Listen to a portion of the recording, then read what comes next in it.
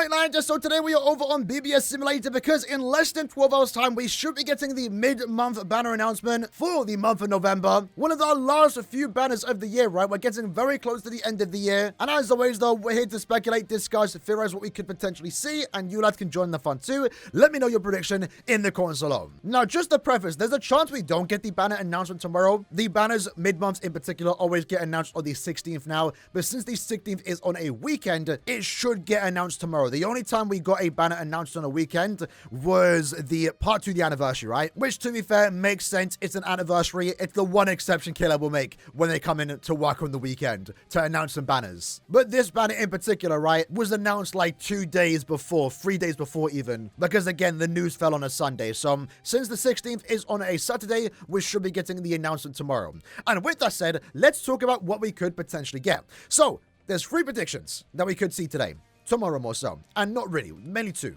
As always, premium, 1000 Year Blood War, or seasonal. Quickly talk about seasonal because I don't think it will happen. I'm hoping we do get a seasonal banner sometime soon though, because we haven't had one since June end of month. And the main reason for that is because we did skip Halloween characters this year, which wasn't an entire big surprise because Halloween hasn't been guaranteed to happen every year. Some years we get it, some years we don't. This year it appears like we might not be getting it. Mid-month December though should be a Christmas banner, and while we are 2 weeks early, I am hoping it end of month November, so our next banner in 2 weeks time, is also going to be a seasonal banner, hopefully the costume banner that we voted for earlier in December. November end of month is pretty much the last time we can get that banner if we're going to get it this year. And my assumption, or maybe why Kellab chose to not give us a Halloween banner this year, is that whoever's in this upcoming voting banner, 1 or 2, maybe even all 3 are Spirit Society. And Spirit Society is basically Halloween. So maybe they thought, you know what, let's just do 1000 Year Blood War instead. It feels more appropriately timed because in a month's time, we're getting Spirit Society anyway. That's my assumption.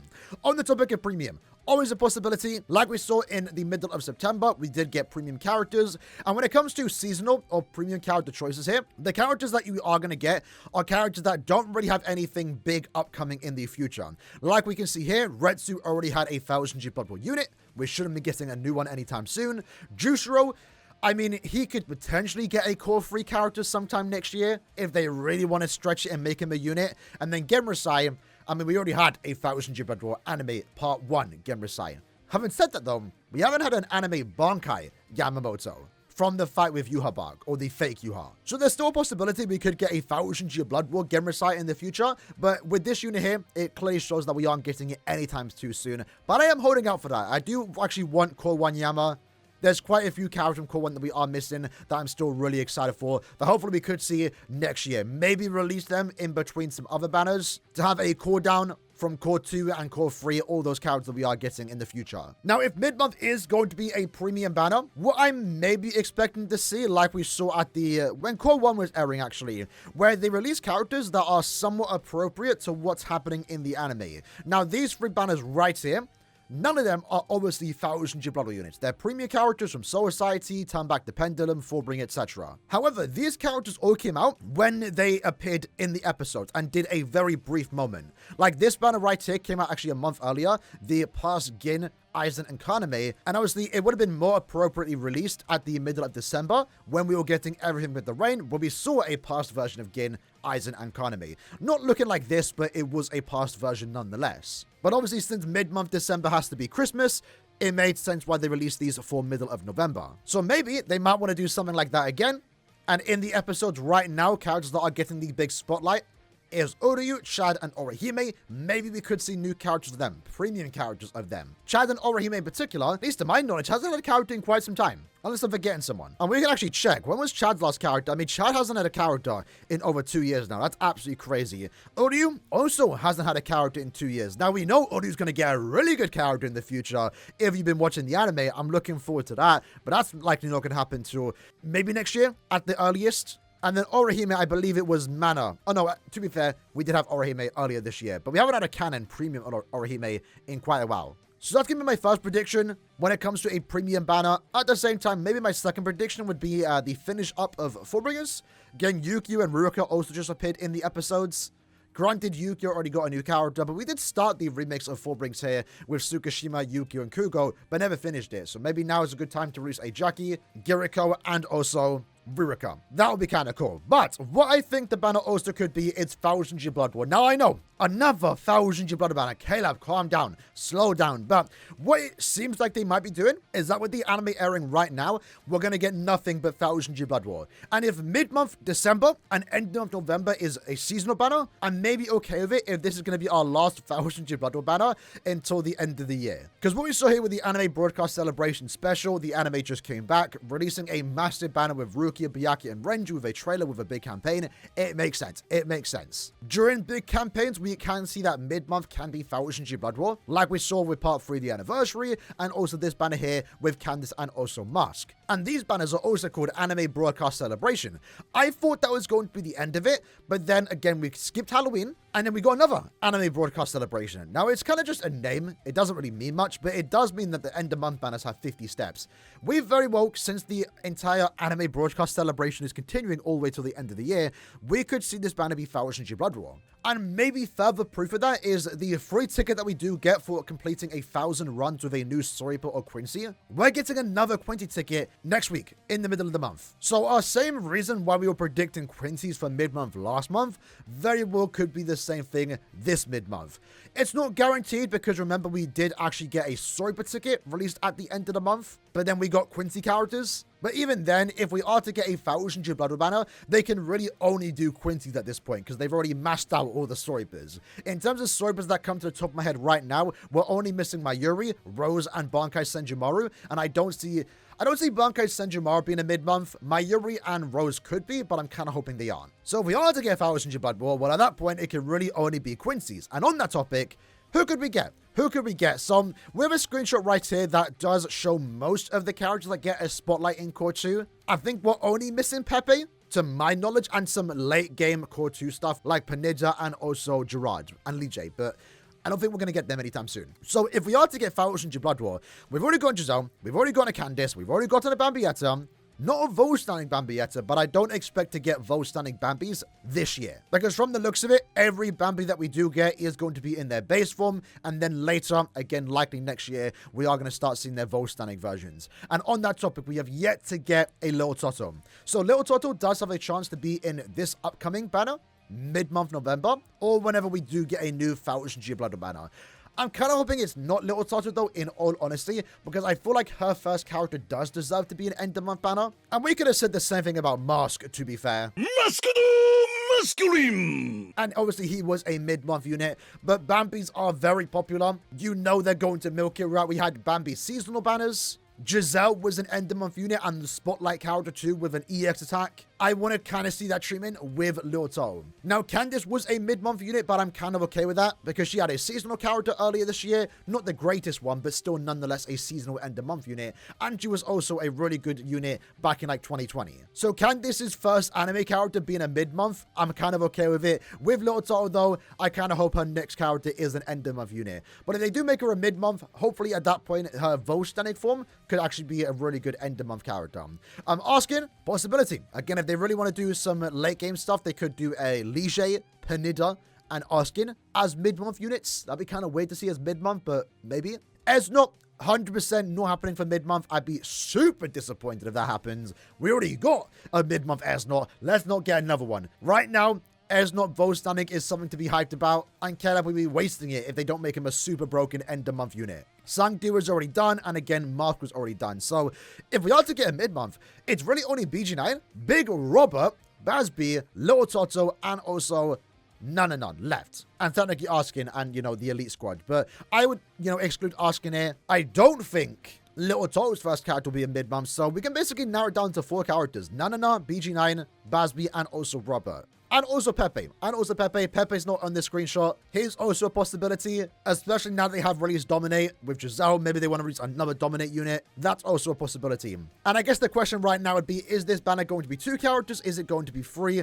I would assume 2 because it's mid-month. Again, I don't dislike 2 character banners for mid-month. I prefer 3, but 2 characters means if I decide to pull and go to the guarantee step, it's 50-50 for the character I want. Now, Bazby in particular would be, like we were talking earlier, appropriate to release now or end the month November, because Bazby is going to be getting a big moment in Core 3. Like I said, it won't be a Core 3 Bazby that we do get, but releasing a new Bazby right before or when he is going to get his big episode this or next week would be good time on Killer's behalf, I will be honest. So Bazby, I would say, has a good possibility to be here. Nanana also recently appeared in the anime. Granted, came back just to die instantly. We could get a Nanana and also Bazby banner. And then BG9, long overdue, likewise with Robert. I would be really down for a BG9 Robert banner, in all honesty. I mentioned it like 2 maybe weeks ago that I've been hyping up Giselle. She's been a character I've been waiting a long time for. But Robert is also a character I'm super excited about. I really like Robert's design. He just looks the most normal in a group of every character looks just absolutely insane. So he kind of stands out by how normal he does look. And his voice styling's really cool too. And BG9 and Robert in particular are the 2 Quinties that do know how they shrift. They have a shrift, but we don't know the name of it. We know their letters. So it'd be kind of funny if we just got a Robert and BG9 banner. The 2 characters together that we have no idea what their shrift abilities are. We can assume what it is, but we actually don't know officially what it is besides the lamb. So yeah, like I said, 1000 G Blood Run mid-month is definitely a possibility. And if it is going to be that, it's likely to be Quincy's, and it's probably going to be one of these 5 characters. BG9, Robert, Nanana, and also Bazby, maybe also Pepe too. Possible Little Toro, but I would assume they'd probably serve for an end of month banner.